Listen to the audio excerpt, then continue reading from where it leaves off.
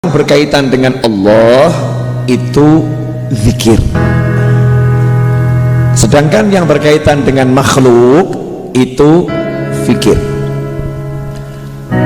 Terlarang kita berfikir tentang Allah. Yang tentang Allah itu adalah zikir. Udzkurullaha dzikran katsira. Enggak ada tafakkaru fillah, enggak ada. Berfikirlah tentang Allah, enggak ada. Tentang Allah adalah kamu jangan berfikir tentang Allah, tapi zikir. Zikir. Mau duduk, mau berdiri, mau berbaring, zikir sama Allah. Alladzina yadhkurunallaha qiyaman wa qu'udan wa 'ala junubihim. Jadi kalau tentang Allah jangan fikir, tapi zikir. Sedangkan tentang makhluk ciptaannya Allah, kamu jangan zikir. Nah ini kebalikannya sekarang. Nih akhir zaman ini muncul orang-orang mikir Allah, tapi urusan kekasihnya nggak mikir, zikir, disebut, diinget-inget terus. Seharusnya Allah itu bukan dipikir, tapi dizikir, diingat, disebut, disebut. Ingat ancamannya, istighfar, tobat, ya kan?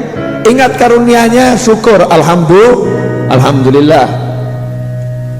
Jangan kemudian ingat zatnya Allah, kemudian berusaha mikir zatnya Allah, mikir bentuknya Allah, mikir fisiknya Allah. Na'udzubillah min dzalik. Itu suatu yang sangat dilarang dalam agama Allah. Kenapa? Karena fikir kita, kemampuan berpikir kita tidak pernah diciptakan untuk memikirkan penciptanya. Kapasitasnya ini untuk memikirkan makhluk.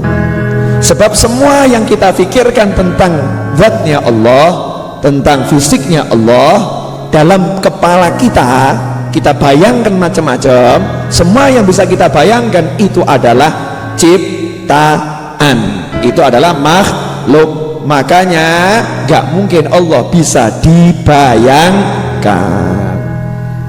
Kamu bayangkan Allah, berarti kamu ciptakan patung di dalam kepalamu.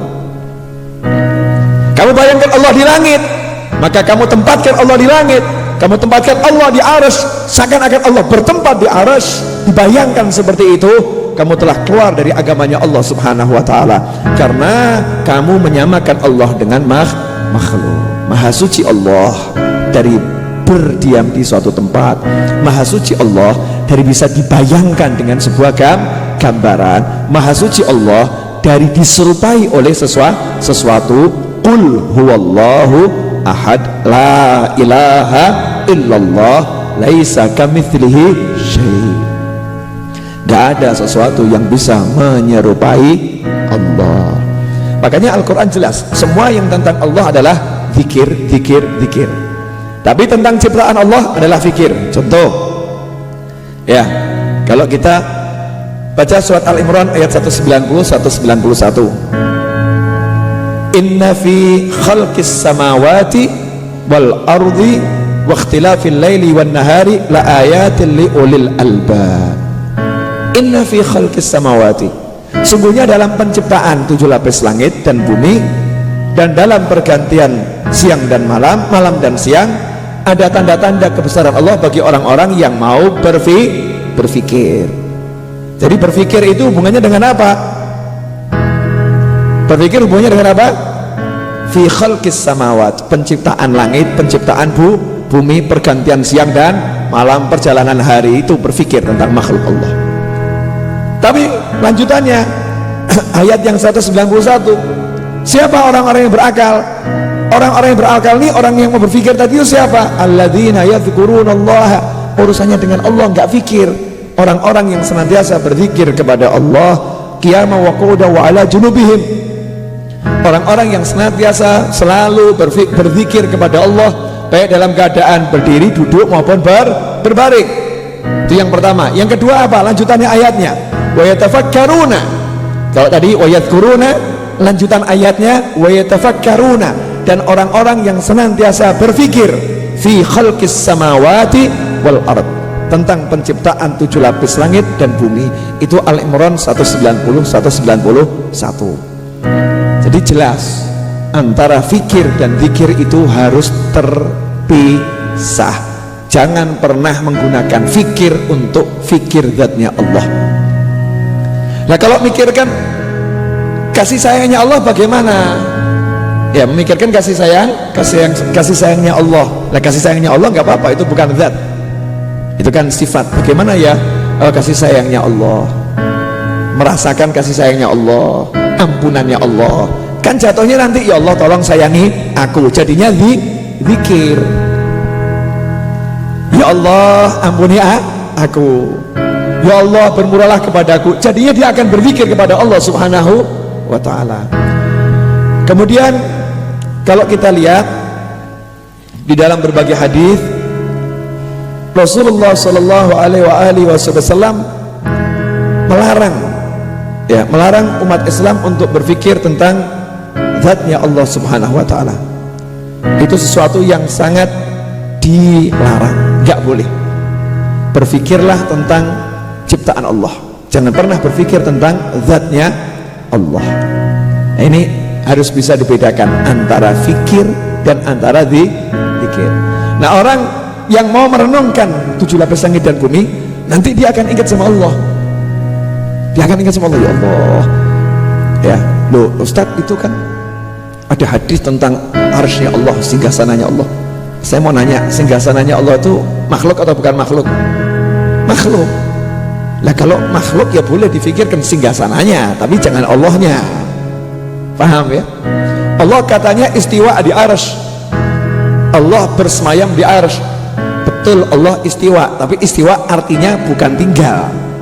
Bersemayam dalam bahasa Arab beda dengan bersemayam dalam bahasa Indonesia.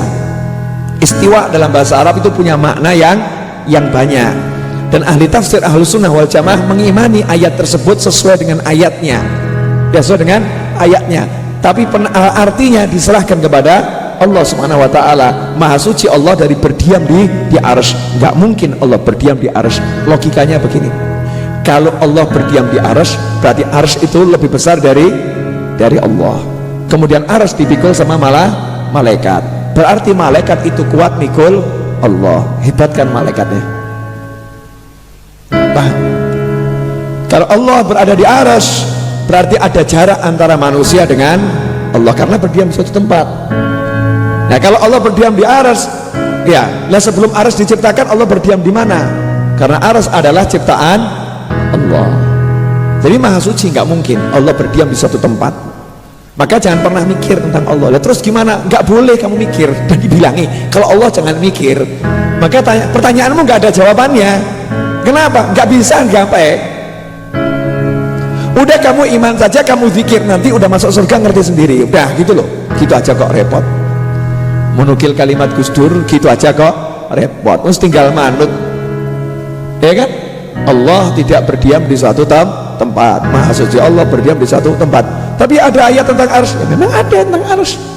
Katanya Allah bersemayam di sana. Iya bersemayam, bukan tinggal. Bersemayam kok nggak tinggal bagaimana? Contoh, boleh? Saya ngasih contoh. Misal saya menguasai rumah jenengan. Siapa yang menduduki rumah itu? Ustadz Novel. Ustadz Novel menduduki rumah Pak Samsul. Artinya apa di situ? Saya duduk di sana. Artinya saya duduk di sana atau saya menguasai? Menguasai. Fulan menduduki wilayah A, apa duduk di sana? Enggak. Itu bahasa gitu loh. Itu bahasa yang punya banyak makna. Tapi kita karena ta'aduban, kita ini bodoh, itu namanya ayat-ayat mutasyabihat, ayat-ayat yang memang tidak jelas maknanya gitu. Maknanya enggak jelas. Enggak boleh kita menghukuminya dengan pola pikir kita. Jadi artinya diserahkan kepada Allah subhanahu wa ta'ala. Sembari terkadang ditakwilkan di antara artinya, arti yang sebenarnya hanya Allah yang tahu, tapi di antara artinya adalah Allah yang menguasai arsy. Allah yang memerintah arsy, Allah yang ngurus arsy.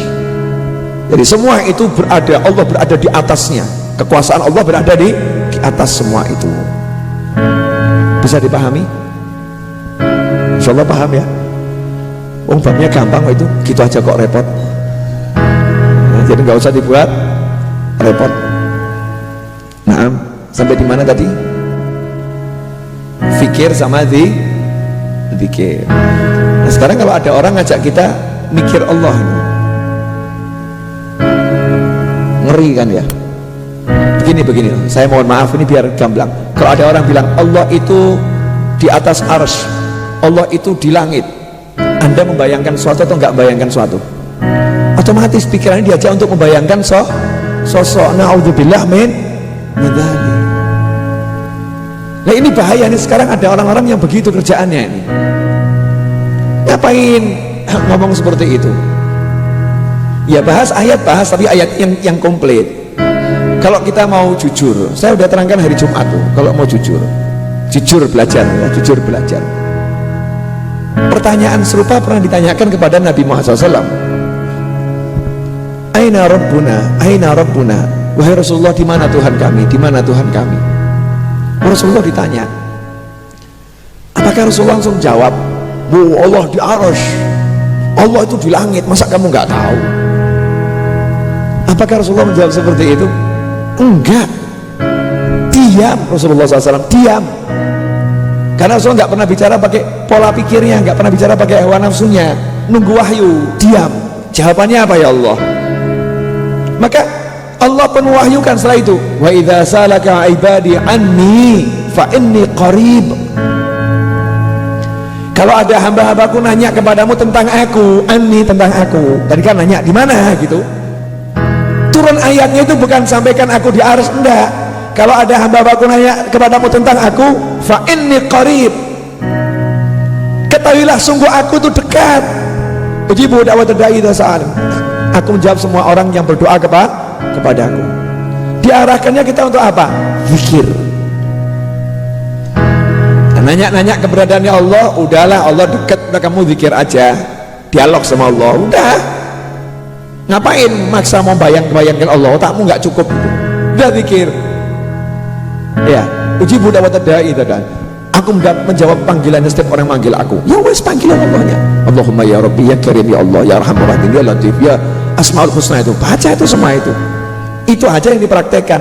Nggak sibuk bahas Allah di arsy, Allah di langit, Allah turun dari langit ke bumi, masya Allah, na'udzubillah min dzalik. Sehingga seperti sosok dibayangkan gitu. Ini bahaya nih, akhir zaman ini ada akidah yang seperti itu. Makanya hati-hati kalau belajar dari YouTube atau dari majelisnya siapapun, entah siapapun ustadznya, kalau pendapatnya seperti itu, udah jangan dengarkan. Bukan berarti ustadznya nggak punya kebaikan loh ya.